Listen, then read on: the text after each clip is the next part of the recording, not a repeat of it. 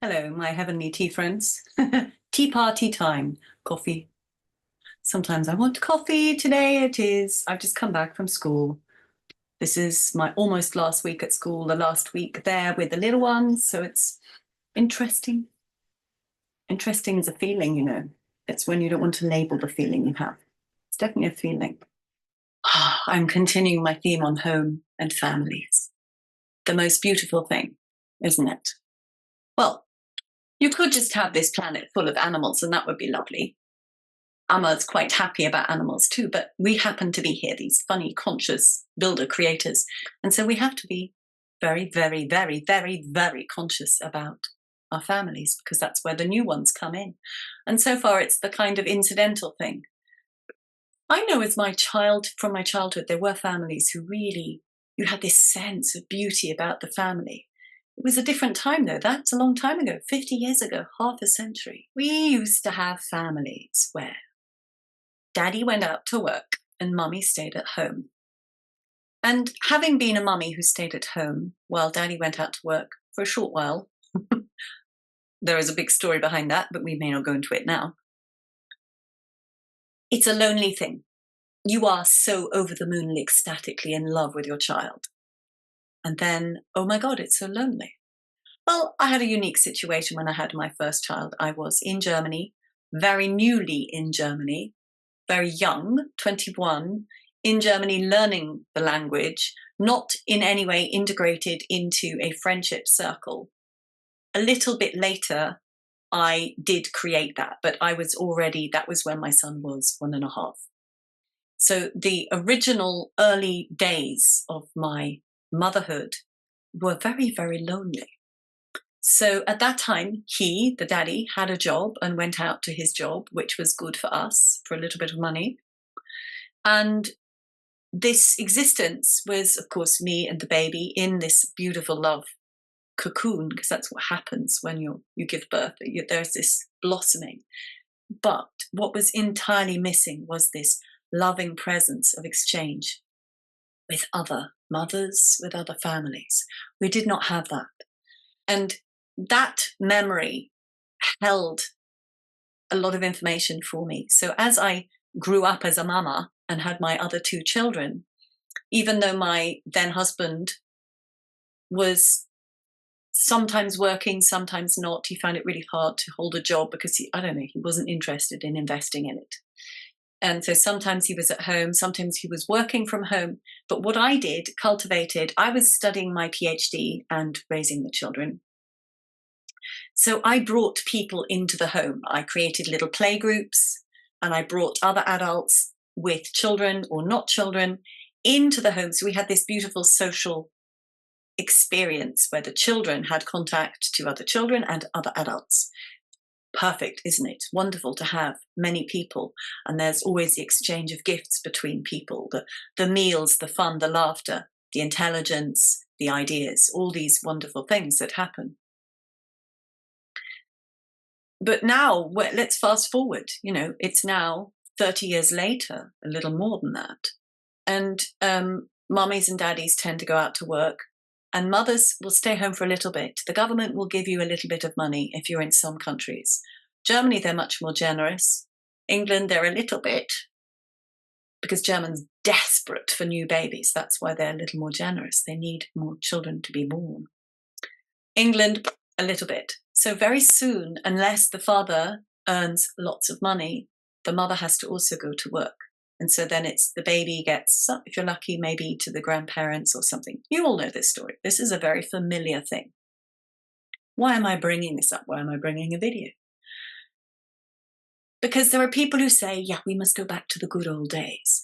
And the good old days are not so very good either, because the good old days were structured from the matrix. Remember, authoritarian structures influencing our psyche, disturbing our frequency transmissions from our spirit, keeping us nicely controlled. So I've had many thoughts about what is a beautiful family situation. And the more I've thunked about it, it's about integration with activity. As a parent, you want to be completely there with your children, and you need to have other time, where you have time with other people and other ideas, stimulus. You need to bring in freshness, fresh ideas, fresh experience of yourself into that situation. And that might just be rest and recovery, or it might be dynamic interaction. It almost doesn't matter, but each person has their own needs to help them evolve and expand.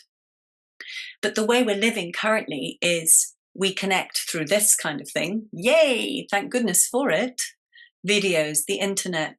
Not many people use the telephone anymore because we're using WhatsApp, we're using texting, we're using FaceTime, all these kind of internet-based things. So it means we can talk to our relatives across continents. We don't need to go into the etheric level to talk to our relatives. We can actually just pick up a computer, but the actual existence has become much more dismembered. So the father is going off to work, the mother is going off to work, the child is going off to daycare, or a parent, another parent who's playing daycare, or a grandparent or an aunt or something. There's this disparation leading to a desperation. No. This beautiful nuclear family, how did it work? Let's look at a farm. You have a farm with farm animals. Farm animals have to be attended to every day. Plants, mostly they need pretty regular attendance. You need to give them water, nutrition, check on their growing, look at the climate and all sorts of other factors of when to plant, when to harvest, when to do X, Y, and Z and weed. Lots and lots of attention. So farm people who had a farm with any kind of livestock or crops, were generally working on the farm, having the family on the farm. That was quite nice. In the olden days, there were farmhands. There were people who'd come and live on the farm and work with. So you had those people populating the families. So you had the children and all the people working on the farm, including the parents. Now that makes quite a nice group of people. And then you had a lot of small farms.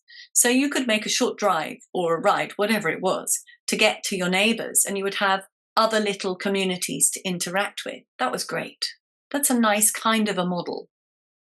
Not everyone wants to be a farmer, not everyone can be a farmer, but it's a nice model. Because I talk about learning and education and our future schools, very, very different places to what we have now. The inside-out learning from this beautiful divine direction from the spirit within first. I need to go back to the early days of the child, not just when they get to the school, because we have these weird arbitrary tick-off moments. Age 3, you can go to kindergarten. Okay. Oh, in some countries you can go at 6 months. Okay. Age 7, you can go to school. No, in some countries it's age 5. No, 6. And do they fight for those rights to send their children only to those schools at those ages? So we have this very strange and interesting disparate equations of when a child should attend the institutions. Some children just like to learn. In fact, every child is learning. Even those who seem to barely move, they are taking information in. So this prepared environment, self-directed learning, self-directed resonance learning in the prepared environment starts from dot. Starts when that child is still in your womb, and then over those next months and years, it's happening. So this idea of the school is over there and home is here, work is over there and home, that's got to change. And if I was building a new town, I would build little nucleus villages within the town. And each of those villages, let me show you a picture. So you may have seen this picture before, because if you watch all my videos, you will have seen it. This was a little sketch I did of you can see it's a certain kind of neoclassical architecture, but don't worry about that. It's just an idea of how a community would build a school. A very small community would build a school, in that each house, each family would specialize in what they specialize in, their unique gifts and talents. And the children are able to go and experience here and experience here and experience here, all because all of these people have signed up to it. This is what they want to do. So if this person is a writer, They're going to be working with language and words and skill and imagination and creativity and how to bring forth new ideas. They may even be working with meditation. Who knows? But those kind of things will be on offer there because the people working in that house, the writers, or if it's just one of them as a writer, that's going to be their business. So their world will be prepared that way.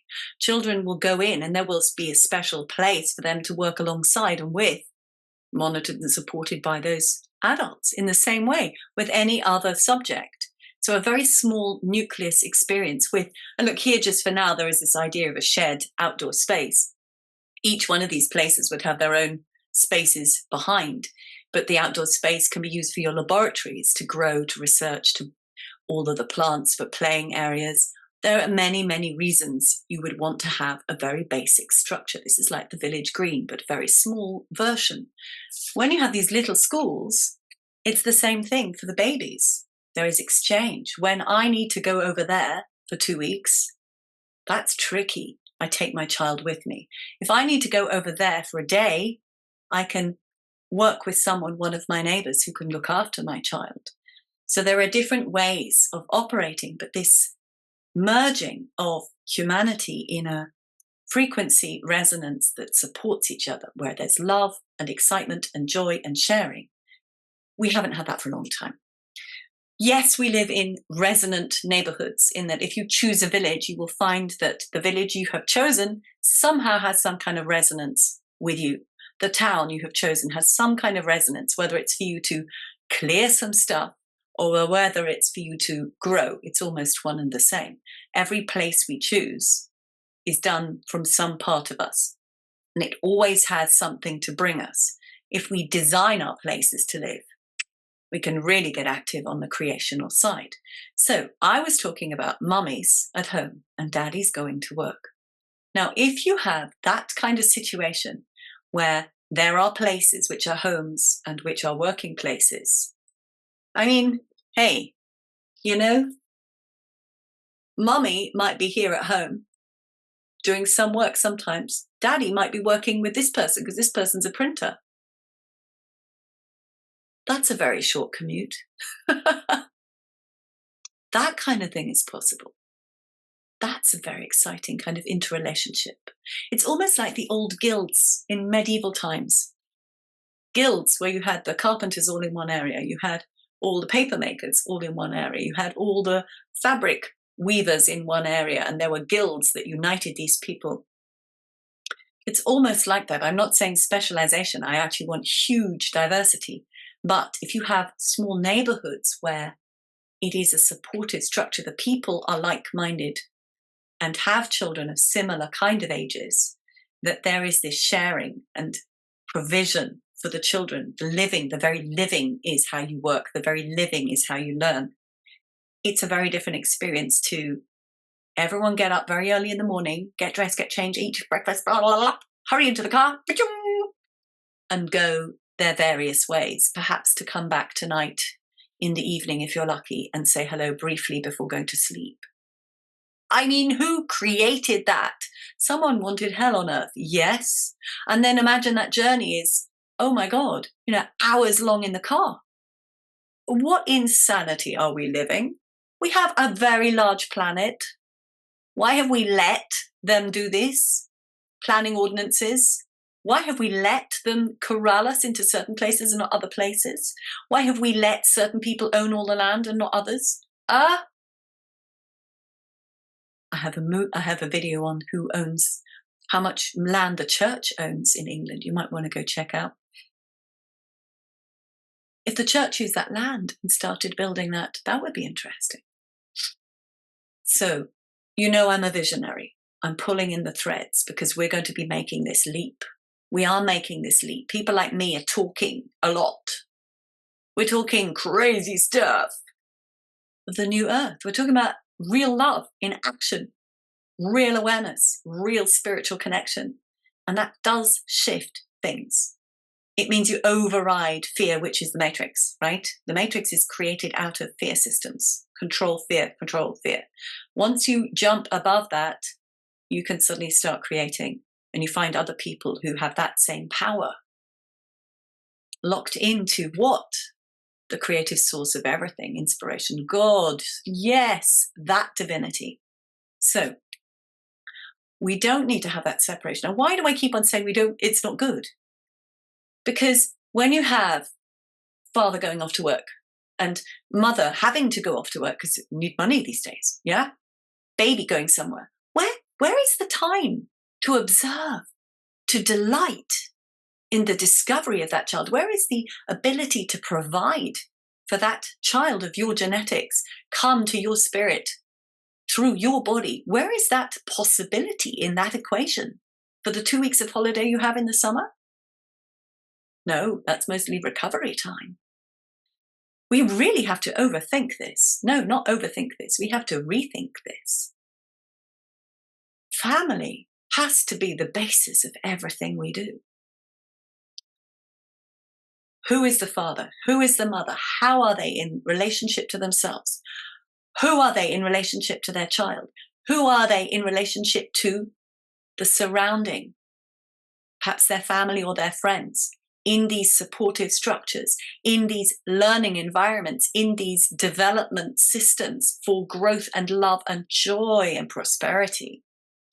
Yeah, we have to start at the very, very basics and work through, because we have just let ourselves be cookie cutter pressed from outside for so long that we've kind of forgotten we're allowed to redefine this. We are allowed to redefine this. I'm going to do one thing. I'm going to go into my spirit and see if there's any new information. Okay? So on the count of 5, I'll go back into my soul and see what we have to say. 5, 4, 3, 2, 1, now. There is still a deficit of understanding in what a family is. People come together and this thing of, oh Lord, we're going to bring it up. Sex leading to abortion, getting rid of babies. Oh, we know it's become a vile and despicable point of sale. And yet there should also be the ability to say no to a pregnancy when you realize that you weren't ready for it. But why are women not ready for pregnancies? Because the world is a chaos. It's natural there will be chaotic pregnancies. It's a reflection of this crazy system. The women are being blamed for it, vilified. And the darkness is taking advantage of it. There was some relief when there were strong contraceptives that could stop the babies being conceived, because sex was treated as the thing, the secret, the way to get the joie de vivre back into the humans. But it wasn't really working, was it? It was pushed at us left, right, and center from every single piece of media as the way to find our happiness. And then we discovered, oh, I don't want sex without love. That's what all of us discovered, isn't it? Yeah, we might like sex, but I don't want it without love. So you go back to love. And if you only have sex with love, yeah, you might conceive a child. That's exciting. And you might conceive a child when you're not ready for it, when your brain doesn't think you're ready for it. So what do you do now in this chaotic crazy? Go through with it? Do you find a way in that 9 months? Do you turn the world upside down to create the possibility of it working? We've got a weird transition phase, because that's been sold as cheap as a pack of crisps, sex and abortions. And I personally have nothing against a very early termination of a pregnancy, like a 20 weeks up to then 12 weeks, no further. But even if it's a 20 weeks, that little person is already small, but they're not usually living in the womb. So you have to communicate with them. You have to say, hey guys, hey you, soul, you're very lovely being with me, but I'm not. I feel so foolish. I'm not ready for you. Could you please leave? And there are people who have that. The child will leave by themselves, or yes, you go and take a pill. And I have had an early abortion. I think it was 8 weeks. And people said, you're going to have a terrible time. It's going to be awful and cramps and horrible. And I took this little drink and I was just in meditation with my body. I was in peace and love, and I had spoken to this spirit and explained that I'm so sorry. It was a foolish thing of me to do, because this man with whom I conceived this child, there was no way he and I would make a good family. And I was still trying to work out how to really provide for my children that I already had. So it was a foolish thing. And I went through that process of thanking and saying goodbye. That's very conscious. To bring that into the system would work. So that's how we transfer, how we move from chaos, crazy, everything pushing us to do X, Y, and Z, which results in all kinds of stuff like babies being conceived in the wrong time and place, in a mess. How do we bridge it? We remember, awake awareness, coming to ourselves, meditation. So you may not then conceive the child, or yes, you've conceived the child and you have to say goodbye to it. So you do it through conscious love, prayer. But there will be people saying, oh yes, thank you very much, we'll have that. This horrible darkness that is ebbing away on our planet, but it is still there. Oh yes. That will take advantage of confusion and despair and miscalculation of mind and spirit and heart, and does dreadful, dreadful things. We have to decide not to feed that in any shape or form. Just like, you go to a supermarket and you choose the good stuff. You choose the pure food.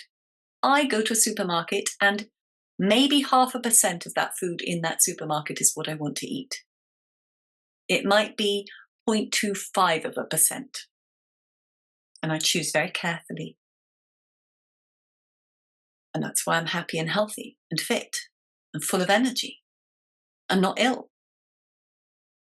Because I choose. We have to choose in everything. That's the awake and aware and the conscious. Choose. And sometimes that means delaying something or finding a new method. So if you realize you've messed up and you're pregnant and you just know that, oh my God, in no way can I deal with this, then find a way with new tools of spirit. Come into yourself. Talk with someone you know who has a refined sense, who can help you find your answers. Go into one of the processes like I do or Oksana would do. And talk with that being and work it out. Make a deal.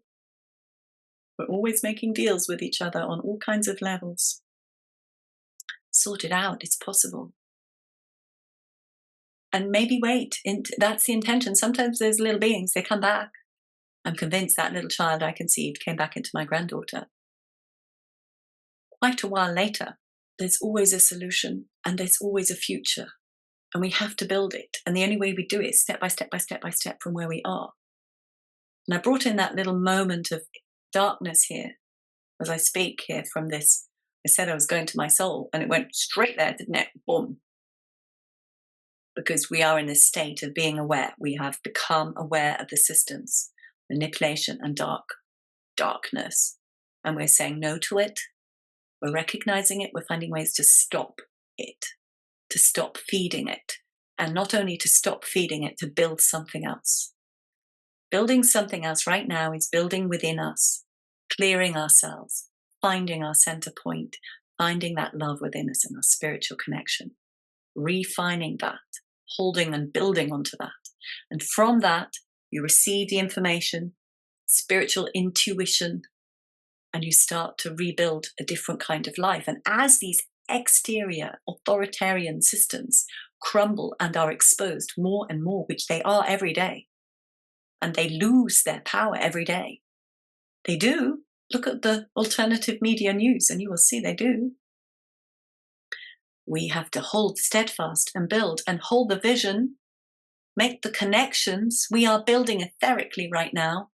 The people we know will be with us, the families who have these beautiful values. We are finding each other, we're being with each other, we're breathing with each other on that level, eventually to bring it, and not too long, eventually, into the physical reality. And maybe first, like this virtual reality, spreading out the ideas. having people on my show who have this kind of feeling, who may be thousands of miles apart from each other. We hold it, we build it, we keep putting energy, and we replace all that darkness, and we build something else. Because we understand now, once you access your soul, you can't hurt it anymore. You can't hurt the soul of anyone else anymore. You have to build from the ground up, from your spirit, from God, source, energy, whatever you want to call that created all the universe. We know it's a big, powerful force. And that's love. It's the building block of everything. And that's what we're starting to build with. So see you soon. I'm going to be talking about so many mama, papa things, lots of family things. Oh, and I'm going to see my friend on Saturday to talk to her about astrology in schools and children and learning. That's going to be fun. Yeah, so finally get united with her. And I think I might bring Oksana into some of this discussion too, because she has her beautiful children and she listens and talks with them all the time. And this kind of way of being is what we are, more and more and more of us are spreading into the world. Remember, there is a different way of doing things. The heavenly way. Can you remember that? Yes, you can. So, okay. Au revoir with the heavenly coffee, tea. And I will see you very soon. I'm Dr. Isabel, Aimee. And this is activating your human potential. Inspiration of the heavenly tea.